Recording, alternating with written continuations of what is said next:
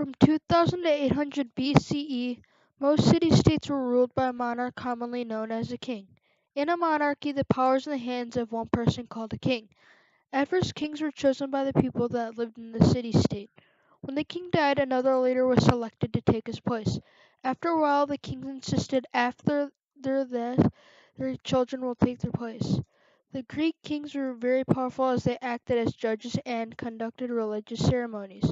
Kings of Greece also led their armies in war and punished people that didn't pay their taxes. Kings had people that helped them. These people were called aristocrats. Aristocrats were wealthy men that owned a lot of land. At first, aristocrats had very little power except for times of war when kings desperately needed them. Aristocrats supplied soldiers with horses and armor. Aristocrats soon realized they were more powerful than the kings, so they demanded power that shouldn't be inherited and power that should be obtained by election. Aristocrats overpowered the king and overthrew the monarchy.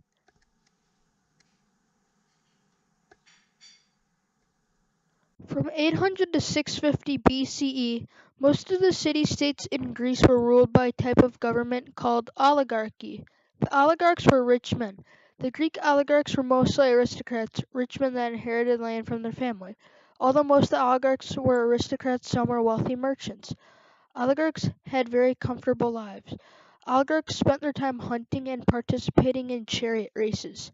In the evening, the oligarchs hosted and attended parties. The poor had to work in the fields all day long. The poor started to notice how unfair the government was. The oligarchs also ignored the needs of the poor. They did this by passing laws that favor the rich. Some of these laws include protecting and increasing their own wealth. They used the army to force others to obey these unfair laws. Oligarchs also passed laws that forced farmers that were not able to pay their taxes that they could be sold to slavery. The oligarchs made the rich richer and the poor poorer. The leaders in the army and the people of Greece eventually forced out the oligarchs.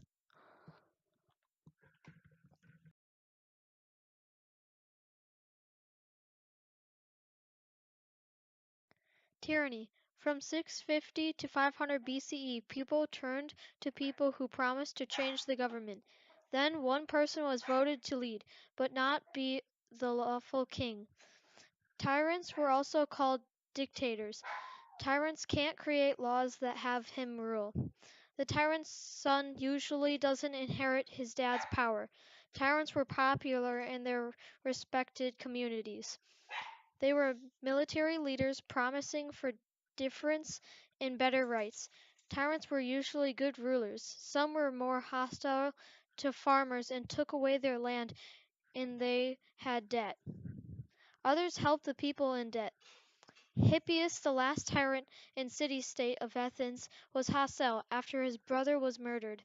He would pay spies to find people who would criticize him.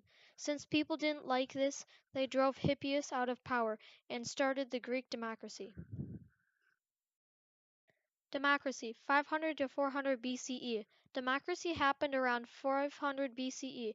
The Greek people wanted to try and govern themselves. Democracy was the most fair of deciding issues. This was because every citizen had a voice in the votes of every issue. They could vote on what they believed, not what other people thought. It could take a few weeks to decide due to so many votes. Nowadays, there is a different democracy. The democracy today is called representative democracy. People vote on representatives who then vote on behalf of the people.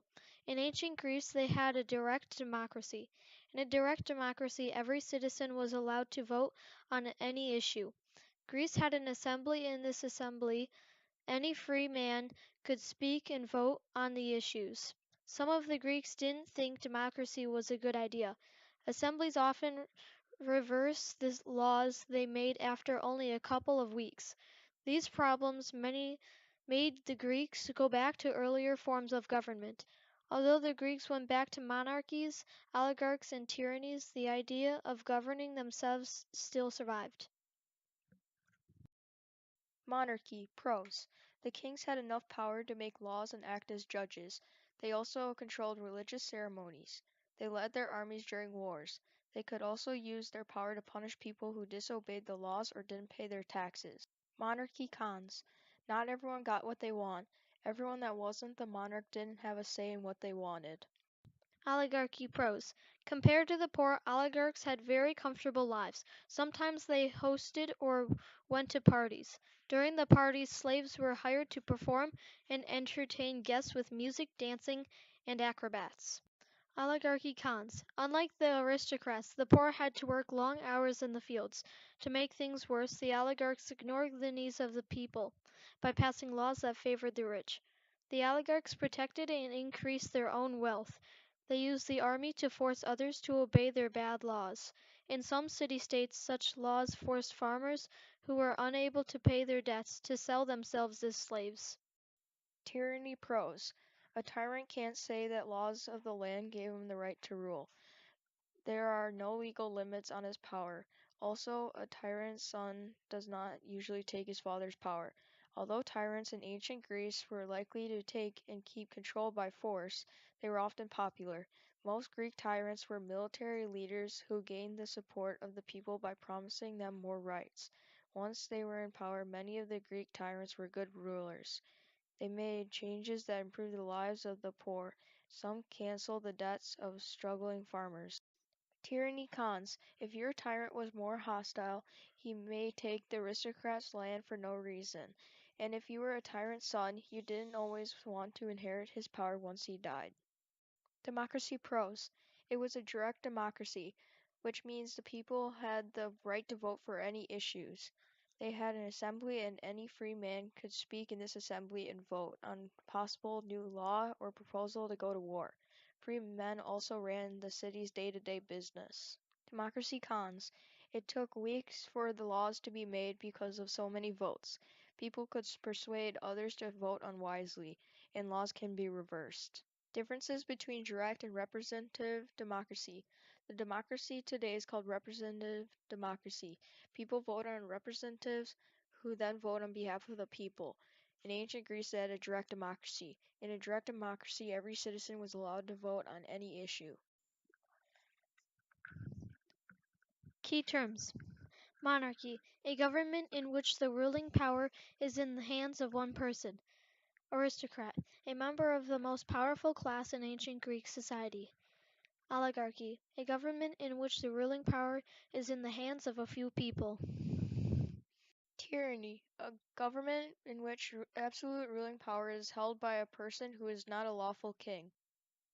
Democracy, a government in which power is held by the people who exercise power directly or through elected representatives. Citizens, a person who has certain rights and duties in a city-state or nation. Assembly, a group of citizens in ancient Greece democracy with the power to pass laws.